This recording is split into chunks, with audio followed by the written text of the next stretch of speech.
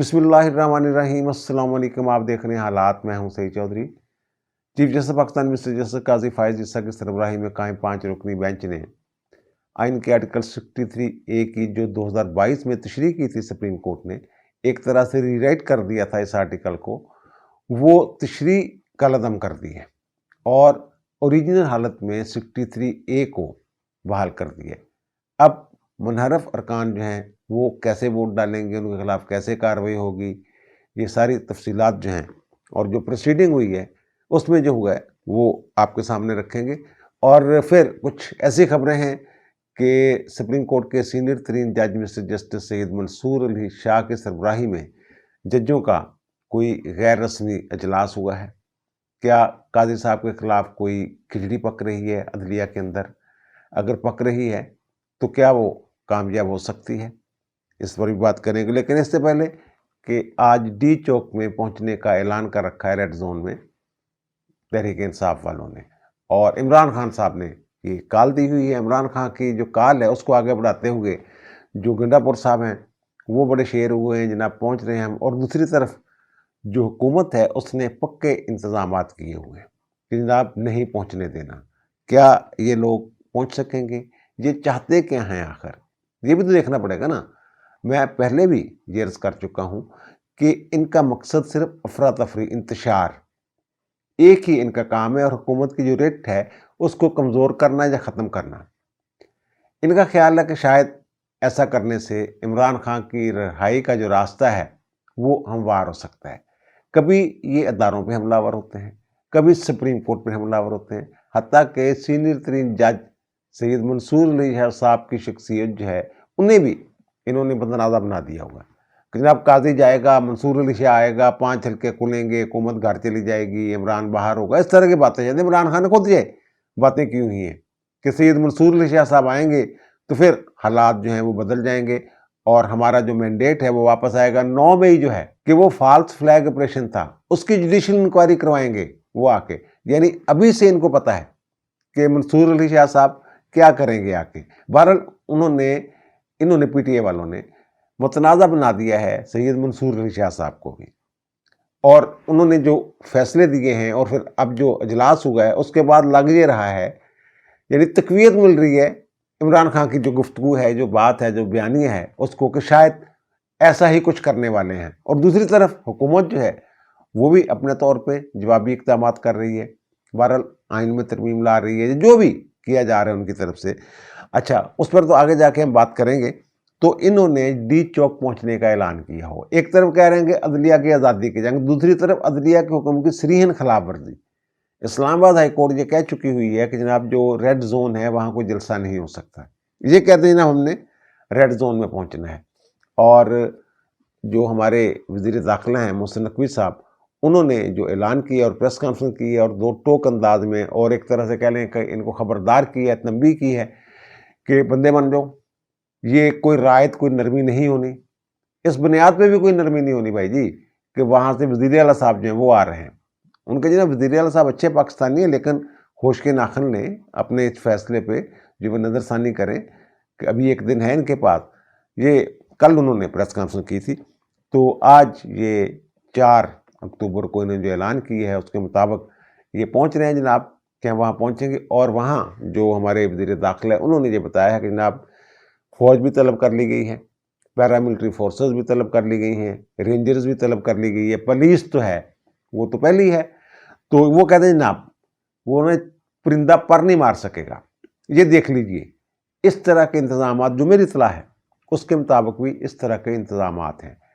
Police جب یہ مظاہرین کو قابو کرنے کے لیے یا منتشر کرنے کے لیے آنسو گیس استعمال کرتی ہے، ان کے پاس کوئی اسلحہ نہیں ہوتا، یہ پابندی لگائی ہوئی ہے کافی عرصے سے، ایس او پیز بن گئے ہوئے ہیں۔ لیکن جو رینجرز والے ہیں اور جو فوج والے ہیں یا پیراملٹری فورسز ہیں، ان کے پاس اسلحہ ہوتا ہے۔ اور یہ بھی ایک سمجھنے کی بات ہے پی ٹی اے والوں کے لیے کہ جناب جو فوج ہے وہ طلب کر لی گئی ہے اور فوج پہنچ گئی ہوئی ہے۔ ایک بات، جب ان کے دھرنے شرنے چل رہے تھے اور جو نون لیگ کی حکومت تھی، تو انہوں نے فوج کو طلب کیا تھا ان کو منتشر کرنے کے لیے، لیکن فوج نے آنے سے انکار کر دیا تھا اور ایک جوابی خط لکھ دیا تھا جناب ہم آنے کے لیے تیار ہیں. اس کا مفہوم اس طرح کا تھا. لیکن یہ بتائیں کہ پہلے آپ نے رینجز استعمال کر لی ہے, فوج استعمال کر لی ہے, پوری طاقت استعمال کر لی ہے کہ آپ ناکام ہو گئے ہیں. اس طرح کے خط لکھ کے اس کو پھر جو انہوں نے ٹرخا دیا تھا حکومت کو. انکار تو کر نہیں سکتے, آئین کے تحت پابند ہے فوج جو ہے انتظامیہ کے طلب کرنے پر آنے کی پابند ہے, لیکن اس وقت وہ نہیں آئی تھی. اب جو ہے وہ پہلے ہی مرحلے میں وہاں تعینات کر دی گئی ہے. اور پچھلی مرتبہ جب جنہوں نے احتجاج وغیرہ کیے تھے نا, لاہور میں جو کیے تھے اور پھر اسلام آباد سنگجانی وغیرہ میں جو احتجاج وغیرہ کرتے رہے, وہ جو کنٹینر لگائے گئے تھے وہ ویسے ہی ٹرالر وغیرہ جو نا وہ کھڑے کر دیے گئے تھے. اس طرح کی تھی, ان کو دھکا دے کے ان کے اندر مٹی شٹی بھی نہیں ڈالی گئی تھی, ویسے ہی بس کنٹینر لگا دیے گئے تھے اور دھکا لگا کے اس کو ہٹایا جا سکتا تھا یا پھر دھکیل کے ان کو ادھر ادھر کیا جا سکتا تھا. یہ تب بھی نہیں پہنچ سکے تھے. اب تو انہوں نے پکے انتظامات کر دیے ہیں, جیسے پورا سیل کر دیا گیا ہے اسلام آباد کو, کنٹینروں کے اوپر کنٹینر رکھ کے ان کو آپس میں ویلڈ کر دیا گیا ہے, جوڑ دیا گیا ہے. تو اب ان سے جو وہ کہتے ہیں نا دھکے لگا کے جناب ہم گرا لیں گے, وہ بھی مشکل ہے. اور گنڈا پور صاحب جو ہیں وہ کہہ رہے ہیں جناب مجھ سے تو کسی نے رابطہ نہیں کیا ابھی تک جلسہ ملتوی کروانے کے لیے, جلوس یا یہ ملتوی کروانے کے لیے, تو نہ ہی مجھ سے وہ ضرورت ہے کسی کو رابطہ کرنے کی, کیونکہ ہماری ریڈ لائن عمران خان صاحب ہیں, پاکستان نہیں ہے, ریڈ لائن عمران خان. اور وہ کہتے ہیں جناب عمران خان صاحب جو ہیں ان کا جو حکم ہے وہ سر آنکھوں پر, انہوں نے اگر حکم دیا ہے کہ جناب جانا ہے تو پھر جانا ہے. تو دوسری طرف سے وہ کہتے ہیں جناب ہم نے سختی کرنی ہے, جو سختی ہے اس کا مطلب سختی ہے. یہ کہہ رہے ہیں ہمارے محسن نقوی صاحب جو وزیر داخلہ ہیں. تو اب یہ کہتے ہیں کہ جناب میں وہاں سے چلوں گا, اور کل بھی میں نے عرض کیا تھا کہ کوئی پلاننگ ہے کہ جناب ہماری جو مشینیں ہیں, کرینیں شرینیں ہیں, رکاوٹیں ڈالنے والی, وہ آگے آگے چلیں گی, ہم پیچھے پیچھے چلیں گے. پھر تربیت یافتہ لوگ ہوں گے. تربیت یافتہ لوگ کون سے ہوں گے؟ وہ کیا وہ تحریک طالبان والے ہوں گے جن کو عمران خان نے جہاں بسایا تھا اور جنہوں نے عمران خان کو اپنا نمائندہ مقرر کیا تھا مذاکرات کے لیے حکومت کے ساتھ, تو کیا وہ لوگ ہوں گے؟ اچھا, اب اطلاعات یہ ہیں کہ وہ وہاں سے جو مسلح لوگ ہیں وہ لے کے آ رہے ہیں, ان کے ساتھ جو عملہ ہوگا وہ مسلح ہوگا. اور جیسے انہوں نے جو آنسو گیس اور اس طرح کا انتظام کیا ہوا ہے, بتایا جا رہا ہے کہ وہ بھی ایسا ہی کوئی انتظام کر کے آ رہے ہیں. یعنی کے پی پولیس اور جو دیگر فورسز ہیں ملک کی, ان کے ساتھ لڑائی کروانا چاہ رہے ہیں گنڈا پور صاحب. اور یہاں یہ انتظام بھی کیے گئے ہیں کہ جو لوگ ایسی حرکت کریں گے ان کو گرفتار کر لیا جائے گا, وہ سرکاری ملازم ہو. اور پھر جو سرکاری ملازم جو ہیں اس سیاسی کام میں معاونت کر رہے ہیں گنڈا پور صاحب کی, وہ تو وہاں ان کو گنڈا پور صاحب کے بارے میں یہ پتہ چلا ہے کہ وہاں جو راشی قسم کے افسر ہیں نا, ان کو تعیناتیاں کر کے پھر ان سے وہ پیسے وصول کرتے ہیں کہ جناب اتنا چندہ آپ نے دینا ہے, اتنا چندہ آپ نے دینا ہے. ان سے چندہ اکٹھا کر کے یہ پیسے پوسے جو ہیں ایسے تھوڑا جلسے جلوس ہو جاتے ہیں. اور پھر یہ کہتے ہیں جناب 3 دن لگ گئے, 4 دن لگ گئے, کئی راتیں بھی لگ گئیں, تو ہم نے یہ ریڈ زون میں ڈی چوک میں پہنچنا ہے. یعنی آج ان کا پہنچنے کا کوئی پروگرام نہیں ہے جو ان کی گفتگو سے لگتا ہے. وہ کہتے ہیں ہم جناب ہمارا قافلہ جو ہے وہ چلتا رہے گا, اور جو کھانے کا انتظام ہے وہ بھی موٹر وے پہ کیا جائے گا. اور پیسے میں نے عرض کر دیا کہاں سے لیتے ہیں یہ جو ان کے سرکاری ملازم ہیں ان کے ذمے لگاتے ہیں کہ بھائی آپ نے اتنے پیسے دینے, آپ نے اتنے پیسے دینے. وزیر داخلہ نے واضح طور پہ یہ کہا ہے کہ غیر ملکی مہمان جو ہیں وہ پاکستان آ رہے ہیں, ملائیشیا کے وزیر اعظم پاکستان میں ہیں, اور پھر شنگھائی جو کانفرنس ہے شنگھائی تعاون تنظیم کی وہ پاکستان میں ہو رہی ہے. تو بھائی آپ چند دن صبر کر لیں, کریں احتجاج جو کرنا ہے, لیکن یہ جو معاملہ ہے یہ تو سبوتاژ نہ کریں. یہ جو شنگھائی تعاون تنظیم ہے اس کو تو ہونے دیں نا, اس کا آپ کو تو کوئی نقصان نہیں, پاکستان کو فائدہ ہے. لیکن یہ چاہتے ہیں کہ جناب پاکستانی جو حکومت ہے وہ کوئی معاشی استحکام کہیں پیدا نہ کر رہے. اگر معاشی استحکام پیدا کرنے میں کامیاب ہو جاتے ہیں, پہلے ہی لوگ جو ہیں پنجاب اور خیبر پختونخوا کی حکومتوں کا موازنہ کر رہے ہیں کہ جناب پنجاب والے یہ ترقیاتی کام کر رہے ہیں, یہ پروجیکٹ لا رہے ہیں, یہ فلاح و بہبود کے کام کر رہے ہیں, اور آپ جو ہیں آپ نے زور دیے وہ دھرنوں کے اوپر. تو بہرحال یہ آنے کی کوشش کریں گے, وہ روکنے کی کوشش کریں گے. اور جو مجھے لگ رہا ہے, بلکہ جو کہا جا رہا ہے اندر کھاتے کچھ باتیں ایسی ہیں کہ گنڈا پور صاحب جو ہیں کل کا دن جو ہے نا یہ سکون سے گزر جائے گا. ہاں لوگوں کو تکلیف ہوگی، اس پہ وزیر داخلہ نے معذرت بھی کر لی ہے۔ وہ کتنے دن کنٹینر لگا کے رکھیں گے؟ جو لوگ ہیں، سکول اب بند ہو گئے ہیں، اور وہاں جو میٹرو بس ہے وہ بند کر دی گئی ہے۔ راول پنڈی اور اسلام آباد کے سکول بند کرنا پڑے ہیں ان احتجاجی مظاہروں کی وجہ سے، اور یہ کہہ رہے ہیں ہم ملک و قوم کی پتہ نہیں کس چیز کی جنگ لڑ رہے ہیں، اور کہہ رہے ہیں جناب ریڈ لائن جو ہے وہ ہماری جو ہے وہ عمران خان ہے۔ عمران خان ریڈ لائن ہے یا پاکستان ریڈ لائن ہے؟ اگر عمران خان کی شخصیت کو آپ پاکستان کے اوپر ترجیح دے رہے ہیں تو پھر اللہ ہی حافظ ہے ان کی سوچ کا اور ان کی پلاننگ کا۔ بہرحال یہ پوری کوشش کریں گے انتشار پھیلانے کی، اور انتشار روکنے والے جو ہیں وہ زیادہ طاقتور ہیں۔ انتشار نہیں پھیلانے دیں گے، نہیں داخل ہونے دیں گے ان کو، گنڈا پور صاحب کو۔ اور گنڈا پور صاحب کے بارے میں یہی کہا جاتا ہے، بڑے سمجھدار آدمی ہیں، وہ موقع پہ نا ایسے سائڈ سے نکل جاتے ہیں، تو وہ بس اسی چکروں میں رہیں گے نا، وہاں ہم روک گئے، وہاں روک گئے، اور کل کا 2 دن کا، پھر اتنے دنوں میں یہ کنٹرول کر لیں گے حالات جو ہیں اسلام آباد کے، تو پھر وہ اگر آ بھی جاتے ہیں 2-4 دن بعد تو پھر پرامن طور پہ آ کے وہ واپس بھی اچھا ملک اپنے صوبے کا کام نہیں کرنا، انہیں کماں چ لگے رہنا کہ 4 دن جناب اسی احتجاج کر رہے ہیں عمران خان واسطے تے ہوں اسی واپس جا رہے ہیں عمران خان واسطے۔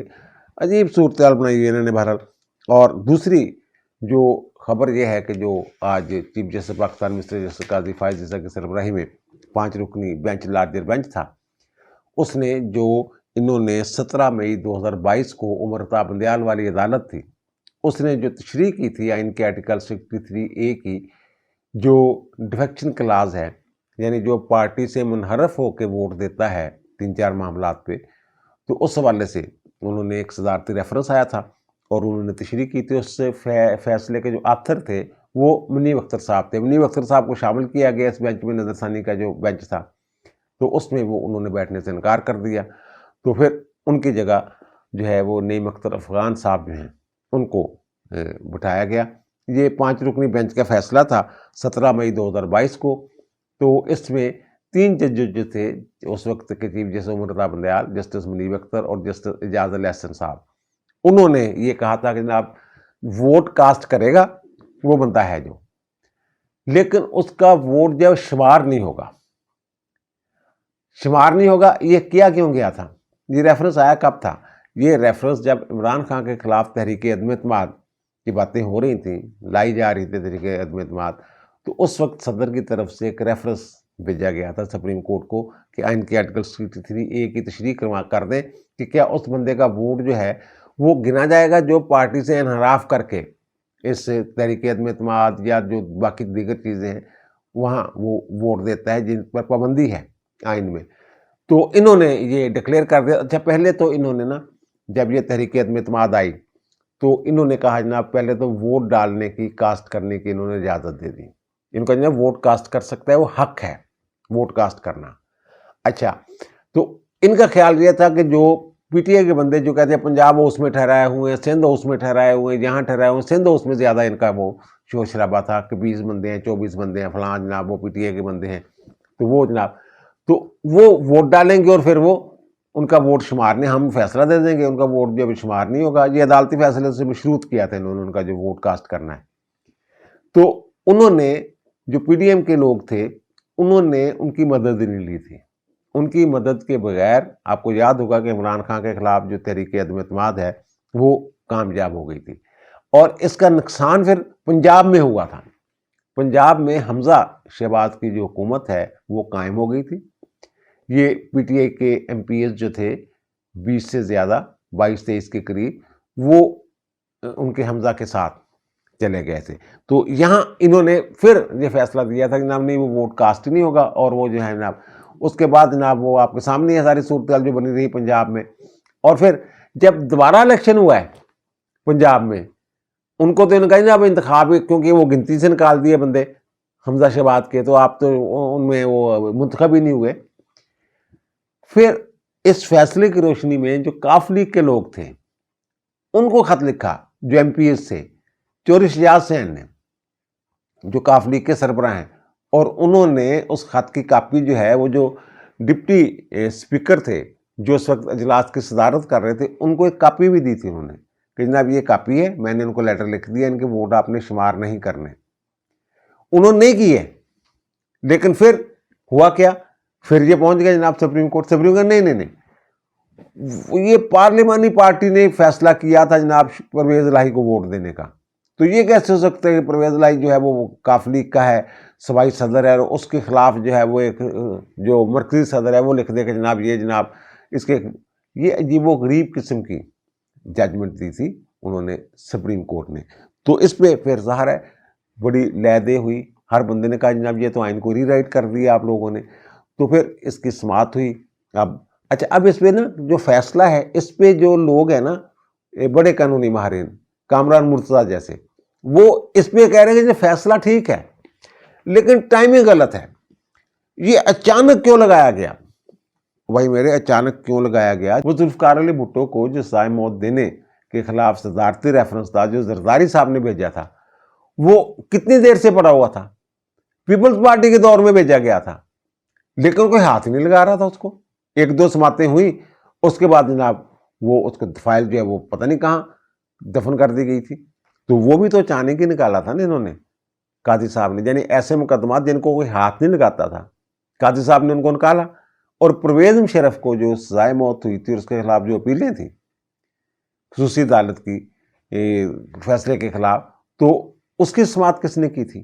وہ تو کہا جا سکتا تھا جناب وہ ہیں انتقال کر گئے ہیں تو غیر مؤثر ہو گئی ہیں اپیلیں، تو اللہ خیر صلی، لیکن وہ باقاعدہ بھائی اپیلیں سنی گئی، اور وہ جو آرٹیکل 6 کے تحت انہیں سزائے موت دی گئی تھی اس کی تصدیق کی گئی، اس کو جائز قرار دیا گیا. اور پھر جو الیکشن والا کیس ہے، جو انہی کی درخواست تھی پی ٹی اے والوں کی، جناب الیکشن نہیں ہو رہے، الیکشن کروائیں، وہ بھی تو اچانک ہی سنی گئی تھی. اس کی ٹائمنگ بھی دیکھ لیں. پھر یہ کیا بات ہوئی؟ اگر فیصلہ درست ہے تو یہ ٹائمنگ کا کیا ایشو ہے؟ اگر آئین یہ کہتا ہے جو اب انہوں نے فیصلہ دیا ہے، اور جو پہلے والی آئین تشریح جو ری رائٹ کیا گیا تھا اس کو انہوں نے کالعدم کیا ہے، تو اس میں کیا برائی ہے؟ اب اس کے مختلف طویلیں جناب، پھر دیکھیں جناب ہارس ٹریڈنگ ہوگی، یہ ہوگی، وہ ہوگی. تو وہ جو سماعت ہوئی ہے تو بیرسٹر علی ظفر ایک دن پہلے انہوں نے کہا جناب میں عمران خان صاحب جو ہیں ان سے میں نے مشاورت کرنی ہے، مجھے ملاقات کا ٹائم دیں. ان کو پہلے دن کہہ دینا تھا، لیکن انہوں نے کہا چلو ٹھیک کر لو ملاقات، کراؤ جی ملاقات. اب بیرسٹر علی ظفر صاحب آتے ہیں عدالت میں اور آپ کہتے ہیں جناب میری تو ملاقات ہی صحیح نہیں ہوئی، جیسے موکل اور وکیل کی ملاقات ہوتی ہے، وہاں تو پولیس والے بیٹھے ہوئے تھے جناب. تو چیف نے کہا جناب کہ آپ نے آئینی معاملات پہ مشاورت کرنی تھی ان کے ساتھ، یہ کوئی سیاسی میٹنگ تو تھی ہی نہیں کہ پولیس والے نہیں ہوتے، بہرحال آپ بات کریں. تو انہوں نے کہا کہ جناب میں کچھ یہ ہے کہ جو عمران خان خود کچھ گزارشات جو ہیں وہ پیش کرنا چاہتے ہیں، جیسے پچھلی دفعہ ویڈیو لنک کے ذریعے. چیف صاحب نے کہا سیاسی باتیں نہ کریں، آئین دی گل کرو باجی جڑی ہے. تو انہوں نے کہا جناب یہ جو بینچ کی تشکیل ہے یہ درست نہیں ہے، اس میں منیب اختر کو ہونا چاہیے تھا. پہلے بھی ایک دن انہوں نے یہ بات کی تو انہوں نے کہا جناب منیب اختر تو ہم نے کہا تھا آ جائیں، وہ نہیں آئے تو کیا کیا جا سکتا ہے اب. تو وہ بہرحال جناب وہ انہوں نے کہا ہے، عمران خان نے کہا ہے کہ جناب بائیکاٹ کرتا ہوں. تو میں جناب یہ کیس عمران خان کی طرف سے نہیں لڑ رہا، میں بائیکاٹ کر رہا ہوں اس کا. تو پھر عدالت نے کہا جناب پھر آپ جو ہے ہم آپ سے کہتے ہیں کہ آپ عدالتی معاون کے طور پہ دلائل دے دیں. ان کے ہاں جناب میں دے دیتا ہوں. اس پہ پی ٹی اے والے جو ہے اب گالیاں نکال رہے ہیں علی ظفر کو کہ جناب ان کو جو ہے یہ کرنا ہی نہیں چاہیے تھا، یہ عدالتی معاون کے لیے جو کہا گیا تھا انہیں وہ قبول نہیں کرنا چاہیے تھا. تو وہاں انہوں نے یہی باتیں، یعنی کوئی دلیل نہیں تھی سوائے اس کے جناب اس سے اب ہارس ٹریڈنگ ہوگی. تو انہوں نے کہا جناب ہارس ٹریڈنگ کیا ہوتی ہے؟ عدالت نے کہا تو اچھا ویسے ہارس ٹریڈنگ نا یہ تو وتیرہ ہے ان کا پی ٹی اے والوں کا. جب عمران خان کے خلاف تحریک عدم اعتماد آ رہی تھی تو اس وقت آپ لوگوں نے دیکھی ایک آڈیو آئی تھی، اس میں عمران خان کہنے 5 بندے وہ توڑ لیں، اس بات کو نہ دیکھیں، یعنی دوسرے لوگوں کے بندے توڑیں، اس بات کو نہ دیکھیں جناب یہ جائز ہے یا ناجائز ہے، پیسے بھی دیں، جو بھی کرنا ہے کریں، جو بھی کرنا ہے. اور پھر جو سینٹ کے چیئرمین کا صادق خنجرانی والا الیکشن تھا وہ کیسے جیتا تھا انہوں نے؟ وہ ہارس ٹریڈنگ نہیں کی تھی. بہرحال وہ ہارس ٹریڈنگ، وہ والی جو ہارس ٹریڈنگ ہے نا وہ ڈیفیکشن کلاز میں نہیں آتے، 63A کے تحت اس کی پکڑ نہیں ہے وہ والا جو ہے. تو بہرحال پھر انہوں نے کچھ اور باتیں کی تو چیف جسٹس نے کہا بھائی صاحب ہم پاکستان بنانے والے ہیں. تو پھر علی ظفر صاحب سے یہ سوال کیا گیا کہ جناب وہ ووٹ ڈالنے کی اجازت دی گئی، یہ کہاں لکھا ہوا ہے کہ ووٹ ڈال سکتے ہیں لیکن ووٹ جو ہے وہ شمار نہیں ہوگا؟ یہ کیا منطق ہے؟ تو اس کا کوئی جواب نہیں تھا ان کے پاس، کیونکہ آئین کا آرٹیکل 63 بڑا واضح ہے، اس نے خود وضاحت کی ہوئی ہے اپنی آئین کے 63A کی وضاحت خود آئین میں موجود ہے. تو پھر اس سے انہوں نے ویسے جو تشریح کی تھی اس سے جو ہے وہ جو عدم اعتماد والے آرٹیکلز ہیں وزیر اعظم کے اور وزیر اعلیٰ کے خلاف وہ غیر مؤثر ہو گئے تھے. ہو ہی نہیں سکتا تھا کہ وزیر اعظم کے خلاف تحریک عدم اعتماد جو ہے وہ کامیاب ہو جائے اگر اس کی پارٹی جو ہے وہ اس کی اکثریت ہے. پارٹی کے لوگ تو اس کے خلاف ووٹ ہی نہیں دے سکتے, دیں گے تو وہ شمار نہیں ہوں گے اور پھر وہ گھر بھی چلے جائیں گے. تو بہرحال یہ اب اس کا نتیجہ یہ نکلا. ویسے جو ایڈیشنل اٹارنی جنرل عامر رحمان انہوں نے ایک زبردست نقطہ اٹھایا. انہوں نے جناب یہ کہہ رہے ہیں جناب ووٹ جو ہے یہ بنیادی حق ہے. اچھا اب بنیادی حق جو ہے اس کو یہ ختم کر رہے ہیں پارٹی کی ڈکٹیٹرشپ کے ساتھ. یعنی پارٹی اگر کہتی ہے کہ جناب آپ نے ووٹ نہیں دینا تو پھر اس کا ووٹ کا رائٹ ہے, ووٹ کہاں گیا. اور دوسرا وہاں انہوں نے یہ کہا کہ جناب یہ 3-2 کے ساتھ فیصلہ آیا تھا. 2 ججز جو ہیں مظہر عالم میاں خیل اور جمال خان مندو خیل انہوں نے اختلاف کیا تھا اور اختلافی نوٹ بھی بر وقت دے دیے تھے انہوں نے. تو یہ بھی کہا جاتا ہے کہ صدر جو ہے وہ رائے کا پابند نہیں ہوتا. کیا یہ معاملہ صدر کو بھیج دیا جائے کہ آپ اقلیتی رائے سے اختلاف کرتے ہیں یا اکثریتی رائے کے ساتھ اختلاف کرتے ہیں, کس کے ساتھ ہیں.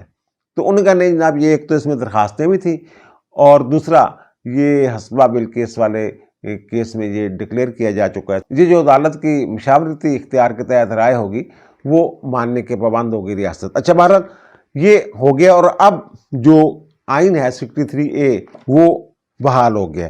اس میں کسی شخص پہ ڈیفیکشن کلاس کب لگتی ہے, اس کو کیسے کب یہ سمجھا جائے گا جو وہ منحرف رکن ہے. ایک تو یہ کہ وہ پارلیمانی پارٹی کا حصہ ہو جو اس کے اندر ہے اسمبلی کے اندر, تو کسی جماعت کا وہ حصہ ہو اور پھر وہ استعفیٰ دے دے پارٹی رکنیت سے, پارلیمنٹ سے نہیں, یا پھر پارٹی تبدیل کر لیں, تب ڈیفیکشن کلاس لگے گی, وہ منحرف سمجھا جائے گا. اور پھر پارٹی کی ہدایت سے انحراف کرے.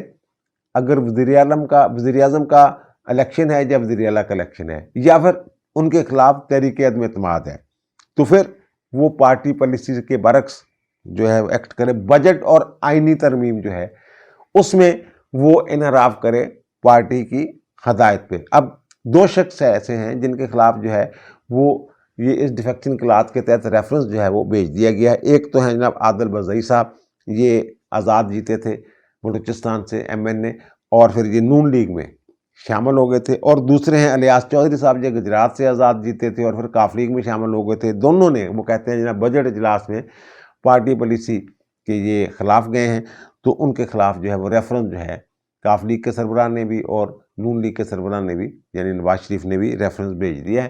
اور یہ اچھا پھر آگے اس میں وضاحت موجود ہے اسی آئین میں. اگر کوئی بندہ انحراف کرتا ہے تو پھر ہوگا کیا.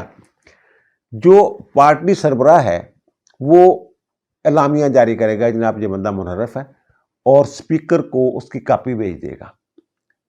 2 دن کے اندر اندر اسپیکر نے وہ معاملہ بھیجنا ہوتا ہے الیکشن کمیشن کو. اگر نہیں بھیجے گا تو سمجھا جائے گا کہ الیکشن کمیشن کے پاس پہنچ گیا ہے وہ معاملہ, کیونکہ کاپی جو ہے وہ سربراہ خود دے چکا ہوگا. لیکن اس سے پہلے وہ شو کا نوٹس جو ہے وہ جاری کرے گا, ان سے پوچھے گا کہ بھائی صاحب یہ آپ نے بات کیوں نہیں مانی, اور الیکشن کمیشن 30 دن کے اندر اندر اس کا فیصلہ کرے گا کس نے اسمبلی میں رہنا ہے یا نہیں رہنا. یہ ڈی سیٹ کرنے کے لیے ریفرنس جو ہے وہ بھیجا جاتا ہے, اور 30 دن جب وہ فیصلہ کر دیتا ہے تو پھر 30 دن کے اندر اندر جو اپیل ہے سپریم کورٹ میں ہو سکتی ہے, اور سپریم کورٹ جو 90 دن کے اندر اندر اس کا فیصلہ کرے گی. اب یہ جو کہا جا رہا ہے جناب یہ لوگ جو ہیں یہ PTI کے لوگ توڑ لیے انہوں نے اندر کھاتے 26ویں ترمیم کے لیے جو آئینی عدالت کی تشکیل والا معاملہ ہے, تو وہ جناب اب اگر وہ بندے ووٹ دے دیتے ہیں تو ان کے خلاف ریفرنس کون بھیجے گا.